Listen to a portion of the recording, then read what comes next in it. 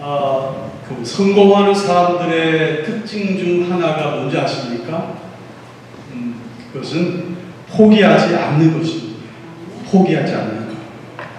대체로 뭐 경제나 정치나 뭐 사회적으로 또 뭐 스포츠나 이런 교육이나 이런 부분에 있어서 성공한 사람들의 그 면면을 보면 공통점이 있는데 그 하나가 포기하지 않는 것이라는 것입니다.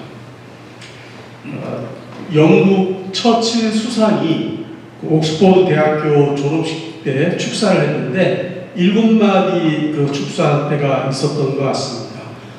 첫 마디가 포기하지 마십시오. 대학생들한테, 졸업생들한테 never give up. 포기하지 마세요. 두 번째부터 6번째까지 그 단어가 never, 절대로, 절대로, 절대로, 절대로, 절대로. 7번째 역시 절대로 포기하지 마십시오라는 그러한 짤막한 그렇지만 임팩트 있는 그러한 그 축사를 했다고 합니다. 포기하지 않아서 성공한 사람들이 굉장히 많이 있습니다. 우리나라도 그런 분들이 많죠. 정치나 경제나 사회적으로, 스포츠 쪽으로. 제가 그 기억하는 것은 우리나라 농구의 역사, 레전드, 혹시 누구를 여러분 생각하십니까? 저의 농구 레전드는 이충희 선수입니다. 젊은 분들은 잘 모를 수도 있겠지만 연세 드신 분들은 그분을 잘 아실 거예요. 슛도사라고 합니다. 던지면 거의 들어가는 그러한 슛도사인데 원래부터 그렇게 잘하는 게 아니고 연습을 계속 한 것이죠.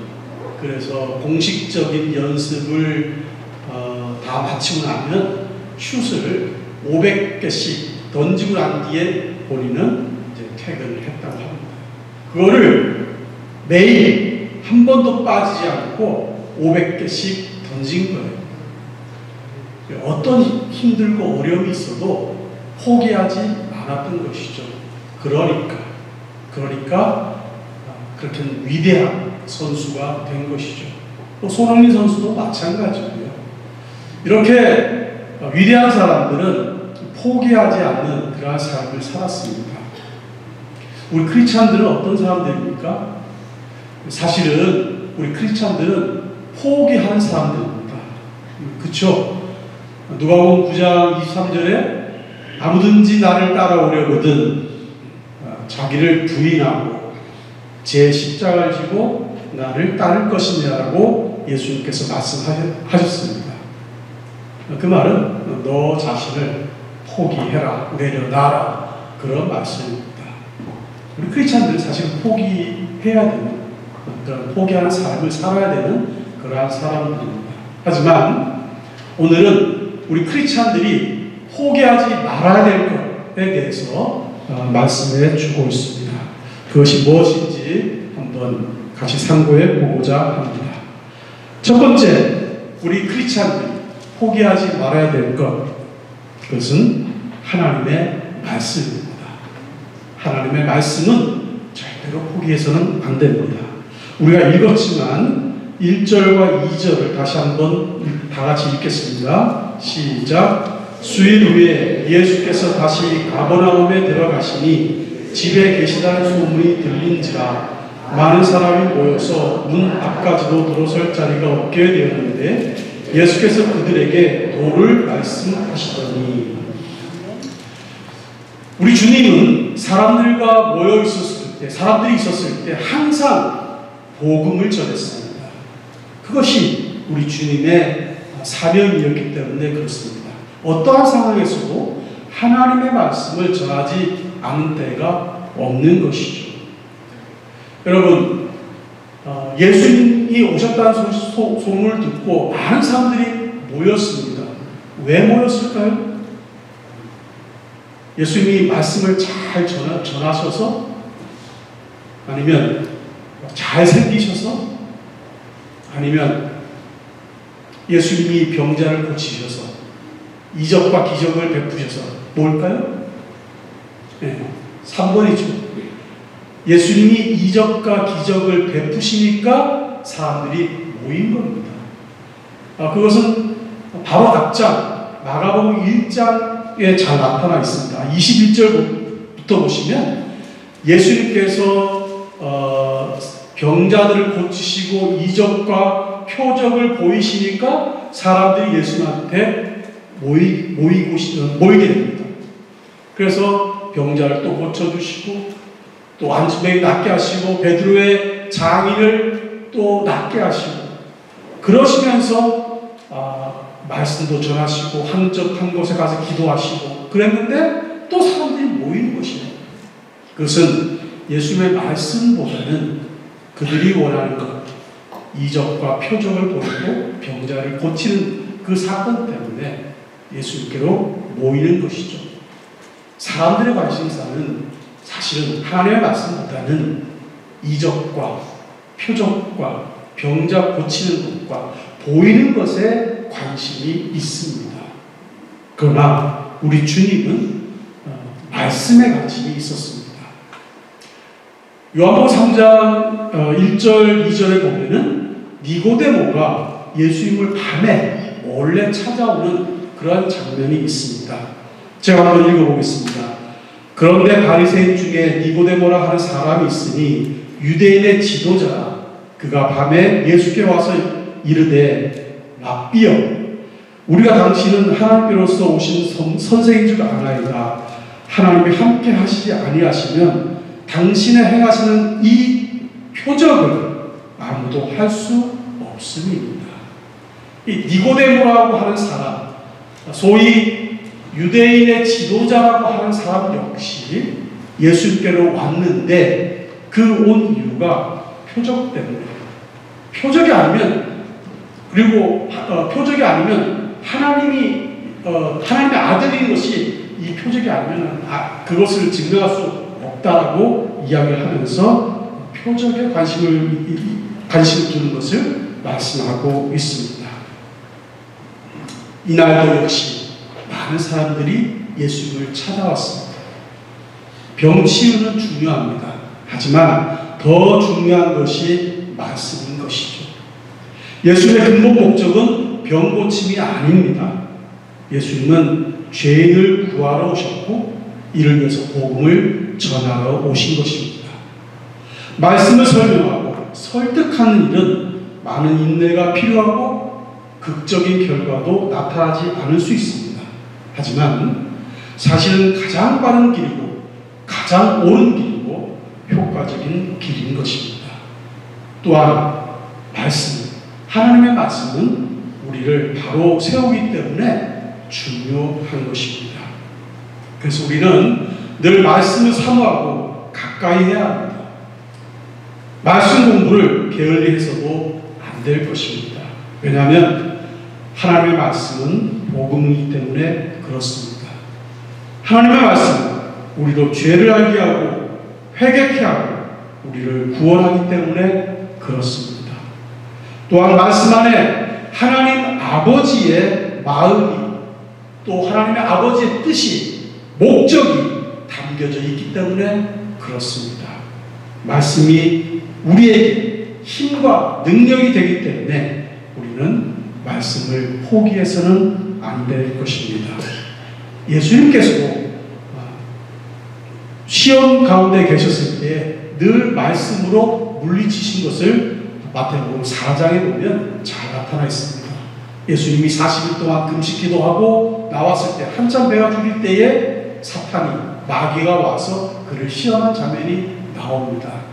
한번 볼까요? 마태복음 4장을 보겠습니다. 4장 1절부터 쭉 보시면 12절까지 사탄이 시험한 장면이 나옵니다. 4장 4절을 보겠습니다. 3절을 보면 시험한 자가 예수께 나와서 이르되 내가 만일 하나님의 아들이거든 명하여 이 돌들로 떡덩이가 되게 하라. 배고프지? 야, 네가 하나님 아들이라면 이 돌로 떡을 만들어서 먹어라. 그렇게 유혹을 합니다. 그때 예수님께서 이렇게 대답합니다. 예수께서 대답하여 이르시되 기록되었으되 사람이 떡으로만 살 것이 아니고 하나님의 입으로부터 나온 모든 말씀으로 살 것이니라 하였느니라 하시니 라고 합니다. 예수님께서 예수님의 말씀을 하신 게 아니라 성경 말씀을 하신 겁니다. 기록되었으되 이렇게 이야기했다라고 사탄에게 말씀을 합니다.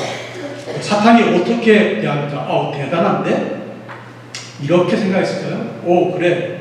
네가 옛날 하나님 주신 말씀을 사용해? 그러면 나도 그렇게 하지. 해서 마귀가 6절에 이렇게 이야기합니다.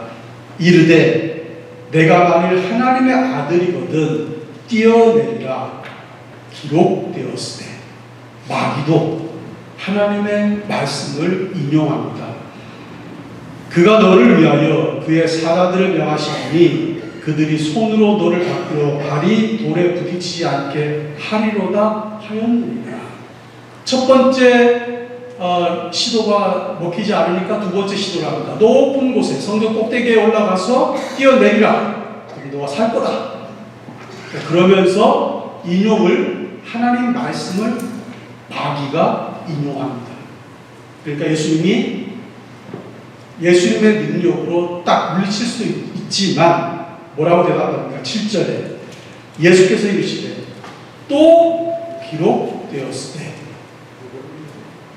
주 너희 하나님을 시험하지 말라 하셨느니라.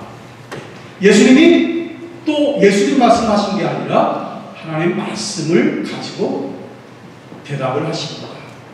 마지막 세 번째, 사탄이 자기에게 절을 하면 이 모든 것을 너한테 주겠다라고 이야기를 합니다. 그랬더니 예수님께서 10절에 뭐라고 하십니까? 이에 예수께서 말씀하시되 사탄아 물러가라 기록되었으되 주 너희 하나님께 경배하고 다만 그를 섬기라 하였느니라.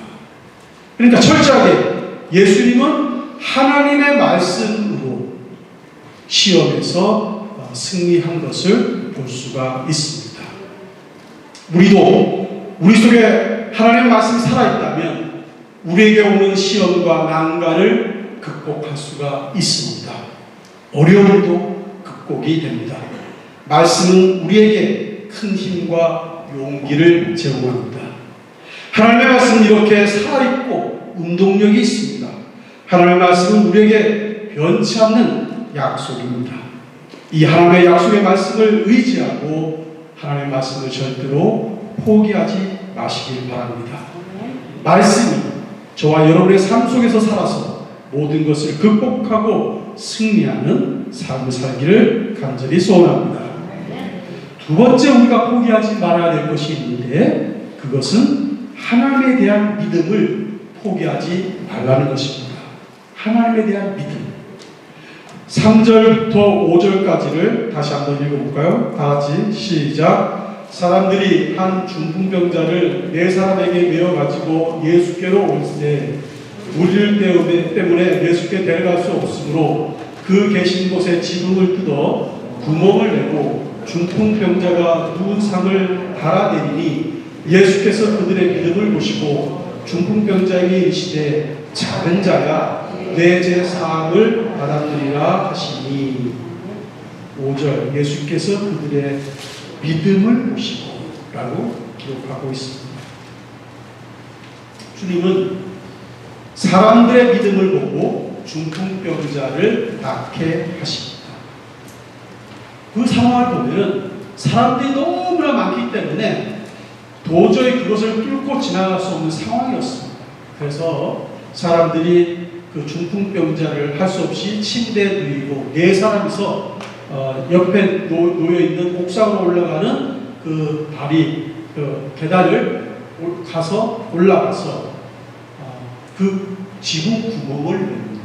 밑에는 사람들이 엄청나게 많이 있죠. 이거는 상식적으로 이렇게 되면 안 되는 것이죠. 그렇죠? 우리와 그 이스라엘 건물 구조는 좀 다릅니다. 거기는 평평하고 지붕이 우리는 이렇게 지붕이 이렇게 되어 있죠. 그래서 구멍을 뚫기가 좀 쉽긴 하겠지만 그래도 위에서 벽돌이라든지 흙이 떨어지면 아래에 있는 사람들이 어떠한 별을 당하는지 모릅니다. 한 사람도 없었던 것이 아니라 많은 사람들이 심지어 예수님까지 거기에 계셨습니다. 그럼에도 불구하고 그들이 지붕을 뚫고 그 중풍병자를 줄로 해서 내려서 예수님까지 오게 하는 것입니다. 왜 그랬을까요? 그것은 예수님께로만 가면 해결된다. 문제가 해결된다는 믿음이 있었기 때문에 그렇습니다. 성경 여기저기에 보면 내가 예수님께로만 가면, 주께로만 가면 모든 것이 해결된다. 예수님이 말씀만 하셔도 해결됩니다. 이런 것이 수두룩하게 많이 있습니다. 그것이 믿음인 것이죠. 여러분, 야곱을 잘 아십니다. 야곱이 어떠한 인물입니까? 야곱은 정말 하나님께로부터 큰 복을 받은 사람입니다. 그래서 아브라함과 이삭과 야곱의 하나님이라고 이야기합니다. 그런데 야곱은 솔직히 인간적으로 아브라함과 이삭에 견줄 수가 없는 그러한 사람입니다. 그는 아주 이기적인 사람입니다. 야곱이 아들 요셉이 총리로 있을 때에 초청을 받아서 애굽으로 갔죠. 애굽에서 애굽 왕을 만났습니다. 몇 살이십니까? 애굽 왕이 물었습니다. 제가 130밖에 안 되지만 참 험악한 세월을 보냈습니다. 라고 이야기합니다. 제가 생각할 때 정말 험악한 세월을 보낸 것입니다. 왜요? 장자의 권한을 얻기 위해서 형을 속였잖아요. 그리고 목숨 때문에 외삼촌 집에 도망갔죠. 그리고 외삼촌 딸 라헬을 사랑해서 그 라헬을 얻기 위해서 14년 동안 일을 했습니다. 오로지 그녀를 사랑했기 때문에 자기의 부인으로 삼기 위해서 14년을 고생했습니다. 거부가 되고 다시 고향으로 올 때 앞에 형이 너를 죽이기 위해서 기다린다는 이야기를 듣고 다 먼저 보내고 난 뒤에 마지막까지 버티고 견디고 그랬던 사람입니다. 그리고 마지막에 하나님과 겨루고 그래서 환도뼈가 부러진 그러한 사람입니다. 그는 자기밖에 몰랐어요. 인간적으로 볼 때는 정말 형벌을 받아도 아주 많은 형벌을 받아야 되는데 그는 하나님께 큰 복을 받은 자입니다. 왜요? 그는 하나님께로 나아갔습니다. 일만 있으면, 어려움만 있으면, 자기가 고난이 있으면 제일 먼저 하나님께로 달려갔습니다. 하나님만 나의 도움이시라는 것을 야곱은 알고 있기 때문에 그렇습니다. 그 믿음이 있는 것이죠. 하나님을 찾으면, 하나님을 만나면 하나님이 해결해 주실 것이라는 그러한 믿음이 야곱에게 있는 것입니다. 이러니까 그 이름을 바꾸기까지 하면서 이스라엘 민족 하나님의 선민이 그 이름으로 태어나게 된 것이죠. 믿음이란 무엇입니까? 하나님만 바라보고 하나님만 의지하는 것입니다. 믿음은 환경이 어떻든지 하나님이 해결자이심을 알고 깨닫고 그분께 맡기는 것입니다. 그분께 문제 해결 열쇠가 있음을 인정하는 것입니다. 그분께만 문제가 해결된다는 그러한 확신을 갖는 것입니다. 이런 하나님을 바라보시고 문제가 있을 때, 난관이 있을 때 하나님께 나아가고 하나님께 고하고 하나님께 의지하고 믿기를 바랍니다. 또한 사람들의 믿음으로 중풍병자가 나았듯이 우리의 중보기도 내가 사랑하는 사람의 구원에 이르게 할 것입니다. 믿음을 가지고 우리가 중보기도 할 때 우리가 사랑하는 그러한 사람들이 구원을 얻는다는 사실을 기억하고 믿음으로 중보하는 그런 일을 하는 우리 모두가 되기를 간절히 소원합니다. 마지막으로 세 번째, 우리는 뭘 포기하지 말아야 되느냐? 예, 사람에 대한 사랑을 포기하지 말아야 되겠습니다. 영혼에 대한 사랑, 이거 절대 포기해서는 안 됩니다. 사랑은 인내입니다. 포기하지 않는 마음입니다. 고린도전서 13장을 사랑장이라고 합니다. 거기에 뭐라고 표현하고 있습니까? 13장 4절에 사랑은 오래 참고 라고 합니다. 처음 사랑을 이야기할 때 사랑은 오래 참는 것이다 라고 못 박습니다. 그리고 마지막에 뭐라고 이야기합니까? 모든 것을 참으며 모든 것을 믿으며 모든 것을 바라며 모든 것을 견디느니라. 그러니까 사랑은 한마디로 말하면 참고 견디는 것입니다. 이게 사랑인 것이죠. 오늘 본문에 나오는 중풍병자는 어떤 사람인지 잘 모르지만 참으로 행복한 사람입니다. 왜냐하면 사람들에게 사랑을 받았기 때문에 그렇습니다. 사람들은 중풍병자를 사랑했기 때문에 모든 것을 참고 포기했습니다. 그들은 냄새나고 전염될 수 있는 그런 중풍병을 참았습니다. 그들은 사람들의 따가운 시선도 참았습니다. 그들은 내고 올라가고 지붕을 뚫고 내리고 하는 그런 육체적 고통도 참았습니다. 그럼에도 끝까지 그 중풍병자를 포기하지 않았습니다. 왜 그랬습니까? 사랑하기 때문에 그렇습니다. 사랑하면 포기하지 않습니다. 우리는 서로가 구속해야 할 존재가 아니라 믿어주고 사랑해야 할 존재입니다. 하나님이 저와 여러분을 사랑하시고 포기하지 않았듯이 우리도 사람을, 영혼을 사랑하고 포기하지 말아야 합니다. 한 사람, 한 영혼에게 관심을 가지고 그를 사랑하십시오. 교회를 사랑하고 공동체를 사랑하고 지체를 사랑하십시오. 가족을 사랑하고 형제자매를 사랑하고 여러분 자신을 사랑하십시오. 그러면 참을 수 있고 포기하지 않습니다. 저는 제 어릴 때 추억이 있는데 그것은 두 가지 추억입니다. 그 기다림입니다. 그 한마디로 이야기하면 기다림입니다. 첫 번째 추억, 크리스마스. 저희 동네는 눈이 굉장히 많이 오는 동네입니다.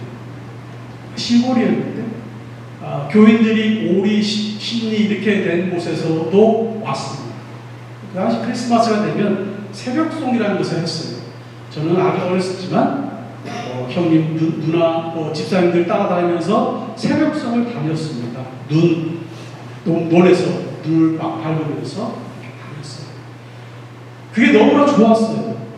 크리스마스 전날 또 우리 어린이들이 이브 행사를 하잖아요.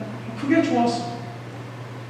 그래서 12월 달만 되면 교회가 크리스마스 준비하는데 그때부터 크리스마스 때까지 얼마나 기다려줬는지 말할 수가 없습니다. 그만큼 좋았습니다. 그것이 저에게 큰 추억거리였습니다. 두 번째 어렸을 때 추억은 여름성경학교입니다. 여름성경학교 때는 정말 새로운 것을 경험하죠. 시골에서는 별 놀 것이 없습니다. 여러분 잘 아시는 것처럼 저희들은 초등학교 때 학교가 하하면 우리 친구들은 다 대부분 소를 먹이러 갔어요. 소 한 마리씩 하고 여기에 풀 매는 거 있죠? 뭐라고 있어요? 네, 아시죠? 그걸 딱 메고 소 한 마리 끌고 이제 소특기로 이제 가는 것이죠. 그리고 소를 묶어놓고 우리 친구들은 다 또 낫으로 배 초등학교 때 그런 걸 했다니까요. 그래서 풀을 메고 한참 놓고 시간이 남으면 오디 따먹고 딸기 먹고 이렇게 보냈어요. 재밌게 보냈어요. 저는 저희 집이 소를 키우지 않아서 돼지를 키웠습니다. 백돼지 두 마리를 키웠는데 저가 맡은 게 그 돼지 키우는 것이었어요. 저는 이제 학교를 파하고 나면 페인트 깡통 그거 하나 딱 잡고 페트롤 하나 길다만 거 들고 갔습니다. 가서 뭘 잡느냐? 개구리를 잡아요. 개구리를 돼지가 굉장히 좋아합니다. 그리고 운이 좋으면 뱀도 잡습니다. 여러분 뱀을 그 돼지가 얼마나 좋아하는지 아십니까? 정말 잘 먹습니다. 그래서 잡아서 제가 돼지 주면 돼지가 그래서 나중에 팔 때 그만하게 돼지가 요만한 놈이 이렇게 있어요. 그러니까 아주 제가 큰 역할을 한 것이죠. 어쨌든 그래 여름 성경학교가 되면 우리가 여름 성경학교 했던 것들이 너무나 재미있었어요.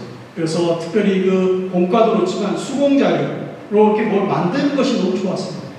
그걸 만들어가지고 책상 앞에 놓고 학기 내내 그것을 만지작거리면서 보고 즐거워했던 그러한 기억이 있습니다. 나중에 알고 보니까 그것이 우리 진흥원에서 만들었다고 하더라고요. 그 나중에 알았어요. 야, 진흥원 참 대단한 일을 하는구나 생각을 했습니다. 그러면서 제가 진흥원에 들어오게 된 것이죠. 예전에 제가 여기 처음에 작년에 왔었을 때 한번 말씀드린 것 같은데요. 저희 진흥원이 어떻게 만들었느냐. 54년도에 부산에 침례병원이라고 있는데 여자 간호사 2명이 왔는데 그 2명 이름이 뿌레럼과 루비 휘시라는 남자. 그분들이 그 당시 유교사변 끝나고 유리방황하는 아이들 모습을 보고 마음이 아파서 저들을 어떻게 하면 도와줄 수 있을까? 우리가 돈이 없으니까 할 수 있는 것은 하나님의 말씀을 먹이는 것이다. 해서 미국의 선대스쿨 보드에서 나오는 공과를 그 번역해서 타자 쳐가지고 쪽복음으로 아이들을 가르치는 그것부터 시작을 한 것이 현재 진흥원이 된 것입니다. 그러니까 우리는 우리의 사명은 마지막까지 갖춰야 될, 해야 될 사명은 아이들에게 복음을 전하는 것입니다. 제가 원장이 되면서 우리 교단 내의 모든 교회는 우리 공과를 썼으면 좋겠다 해서 공과를 무상으로 복음을 하려고 마음먹고 실제 올해 학기부터 그렇게 했습니다. 이 일을 위해서 많은 교회들이 도왔습니다. 특별히 우리 예전 교회가 작년에 그렇게 헌금을 해주셔서 오늘 이번에도 그렇지만 너무 감사합니다. 정말 잘 사용하고 이로 인해서 우리 다음 세대가 더욱더 성장하고 부흥하고 회복되었으면 좋겠습니다. 두 사람의 포기하지 않는 말씀과 믿음, 아이들에 대한 사랑의 결과가 바로 지금까지 있게 된 것이라 믿습니다. 갈라디아서 6장 9절에 이렇게 말씀합니다. 우리가 선을 행하되 낙심하지 말지니 포기하지 아니하면 때가 이름에 거두리라.